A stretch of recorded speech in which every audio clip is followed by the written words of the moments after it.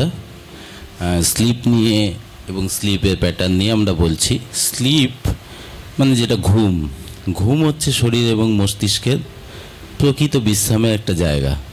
ঠিক আছে, এই ঘুমের পরিমাণটা আমাদের সাধারণত 8 থেকে 7 ঘন্টা, 8 থেকে 9 ঘন্টা হলে খুব ভালো হয়। এবং ঘুমের একটা গুরুত্ব আছে। কেন আমরা ঘুমাই? ঘুমের ফলে যে আমাদের কোষের পুনর্বিন্যাস হয়, মানে ছোট ছোট কোষ দিয়ে তৈরি, সেগুলো আবার রিপেয়ার হয় খানিকটা। মস্তিষ্কে বিশ্রাম হয়, তার ফলে স্মৃতি, মনোযোগ বেড়ে যায় এবং হরমোনাল নিয়ন্ত্রণগুলো খুব ভালো থাকে।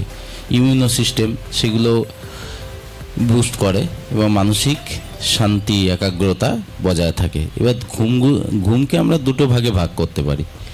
একটা নন র্যাপিড আই মুভমেন্ট, আর একটা হচ্ছে র্যাপিড আই মুভমেন্ট। নন র্যাপিড আই মুভমেন্ট হচ্ছে কি, সেটাকে আবার হালকা ঘুম, মাঝারি ঘুম এবং ডিপ ঘুমে ভাগ করতে পারি। আর আরইএমএ মানে হচ্ছে র্যাপিড আই মুভমেন্ট, যেটা ইংরেজিতে বলা হয়, সেটাতে আমরা স্বপ্ন দেখি কিন্তু শরীর শিথিল হয়ে থাকে। সেটা একটা ইয়েতে, তাহলে আমাদের প্রতিদিন কি দরকার? 7 থেকে 9 ঘন্টা একটা পূর্ণবয়স্ক মানুষের ঘুম দরকার। এবার এই ঘুম ভালো হওয়ার জন্য আমরা কীভাবে আমাদের অভ্যাসগুলোকে করে তুলতে হবে, যেটাকে স্লিপ হাইজিন বলা হয়। নিয়মিত একটা নির্দিষ্ট টাইমে ঘুমাতে হবে। ঘুমের টাইমটাকে ঠিক করতে হবে। অযথা রাত জাগার কোনো যুক্তিই হয় না। ঠিক আছে, প্রতিদিন যত সকালবেলা উঠবেন তত ভালো, এবং যত সকাল সকাল ঘুমাবেন ততটা ভালো। সাধারণত 10টার মধ্যে ঘুমিয়ে যাওয়াটাই ভালো, এবং ভোর 5:30 থেকে 6টা, যেটা আমাদের ব্রহ্ম মুহূর্ত বলে, সেই সময় উঠলে। এবং প্রতিটা ধর্মেই দেখুন ব্যাপারটাকে, আমাদের মুসলিম ধর্মের আজান আছে, আমাদের নাম সংকীর্তন বা ব্রহ্ম মুহূর্ত আছে, আবার খ্রিস্টানদের আবার প্রার্থনার সময়টা এইভাবেই বেঁধে দেওয়া হয়, যাতে মানে ঘুমের ইয়েটা খুব ভালো থাকে।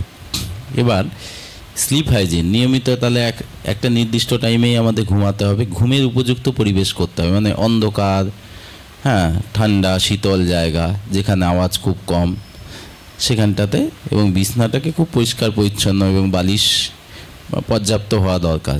যেখানটাতে বালিশ খুব যদি উঁচু হয়, সেক্ষেত্রে ঘাড়ে ব্যথা হতে পারে, ঘুমের অসুবিধা হবে। স্ক্রিন টাইম মানে আমরা মোবাইল, টিভি এগুলোকে এড়িয়ে যাব। আমরা সাধারণত ঘুমের আগে, সাধারণত 2 ঘন্টা আগে, অন্তত 1 ঘন্টা আগে টিভি, মোবাইল থেকে দূরে সরে থাকব।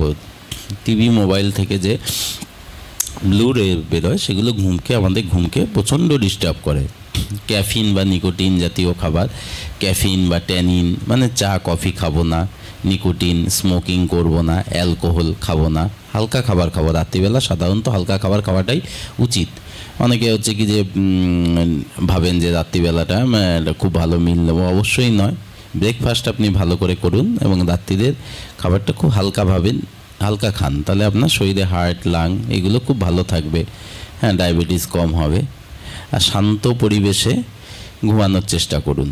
এবং আপনি কিছু ঘুমানোর আগে আপনি কিছু ধার্মিক গ্রন্থ বা সঙ্গীতের গ্রন্থ বা কালচারাল কোনো কিছু বই পড়তে পারেন। হালকা কিছু, ওই মোটামুটি 400 থেকে 500 আজের যে গানগুলো আছে, সেগুলো আপনি শুনতে পারেন, এবং সেগুলো শুনলে আপনার ঘুমটাকে সঠিক হবে। তাই এই নিয়ে ঘুমটা অবশ্যই, যেগুলো বললাম সেগুলো একটু যদি আপনি মেনে চলেন, আপনার ঘুমটা ভালো হবে, ভালো